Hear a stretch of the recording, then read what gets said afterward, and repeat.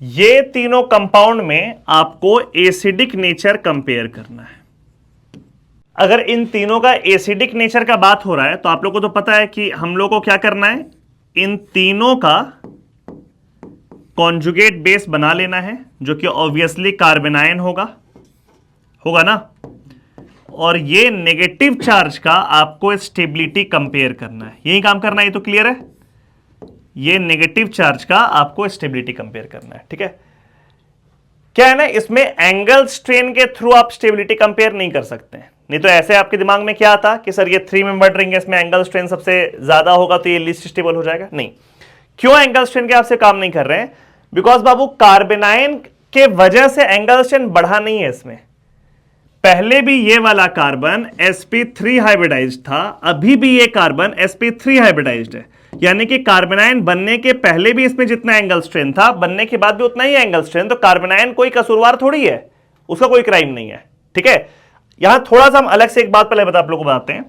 अगर मान लो ये कार्बोकटायन रहा और साथ में ये कार्बोकटायन रहा, ध्यान देना, इन दोनों में अगर आपको स्टेबिलिटी कंपेयर करना हो ना कार्बोकटायन में, then you will go with angle strain.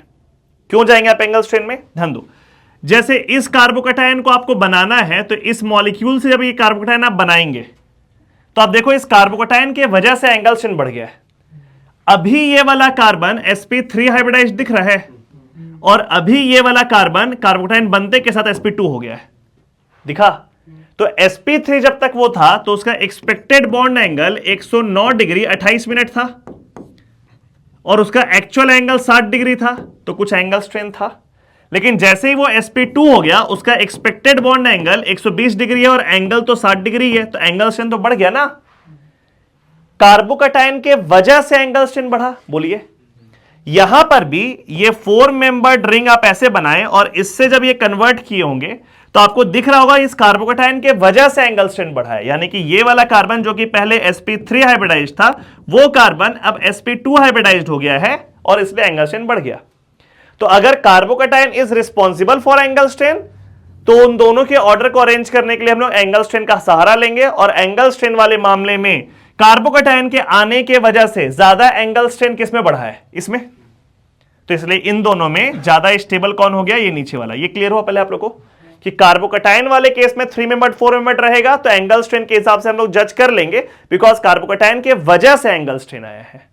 ठीक, कार्बेनाइन में एंगल स्ट्रेन से क्यों ऐसे जज क्यों नहीं करेंगे? बिकॉज कार्बेनाइन के वजह से एंगल स्ट्रेन नहीं आया है, पहले से एंगल स्ट्रेन जितना था वो बाद में उतना ही है। ठीक है, यानी एंगल स्ट्रेन वाला फैक्टर गया तो भाई कुछ और फैक्टर होना चाहिए। अब यहां पे एक ऐसा फैक्टर है जो अगर किसी बच्चे को पता है तो ही उसको पता है, उसको अगर नहीं पता है तो सोच करके दिख जाए, मतलब नेग्लिजिबल चांसेस में। क्या इसका कंडीशन है वो देखिए। ये 3 मेंबर्ड रिंग पहले हम बनाएं, ये वाला कंपाउंड, और इस कार्बन पे 2 हाइड्रोजन भी है, उन दोनों हाइड्रोजन को पहले ऐसे बना दिए। ठीक है, अब हम 4 मेंबर्ड रिंग बनाएं और इस कार्बन के पास भी 2 हाइड्रोजन है, उन दोनों हाइड्रोजन को भी हम ऐसे बना दिए। ठीक है, अब ये वाला एंगल को हम बोल दिए θ1 θ2। ठीक है, θ1 और θ2 में मेरे को ऐसा लग रहा है कि θ1 का वैल्यू θ2 से ज्यादा है। बहुत बेसिक मैथमेटिक्स है बाबू, पूरा एंगल मिला दोगे 360 होगा, बोलो। जिसमें अंदर वाला एंगल कितना है? सिर्फ 60, सिर्फ 60। तो बाकी जो इधर वाला एंगल है वो सब मिला करके 300 होना चाहिए, बोलो। पूरा एंगल मिला के 300। लेकिन इस केस में अंदर वाला एंगल कितना है? 90। तो बाहर वाला पूरा मिला करके कितना होना चाहिए? 270। तो इसके हिस्सा में बाहर का पूरा एंगल कम आया ना, और इसके हिस्सा में बाहर का पूरा एंगल ज्यादा आया, तो ऑब्वियसली ये वाला एंगल ज्यादा हो जाएगा उससे। बुझाया? अरे ओवरऑल 360 है, जब ये वाला एंगल छोटा है तो ये वाला एंगल बड़ा होगा, और यहां ये वाला एंगल बड़ा हो गया तो ये वाला एंगल छोटा हो जाएगा। ठीक, तो अगर θ1 θ2 से ज्यादा बड़ा है मतलब इसका बॉन्ड एंगल इसके बॉन्ड एंगल से ज्यादा बड़ा है। याद कीजिए, जिसका बॉन्ड एंगल ज्यादा उसका एस कैरेक्टर ज्यादा है केमिकल बॉन्डिंग।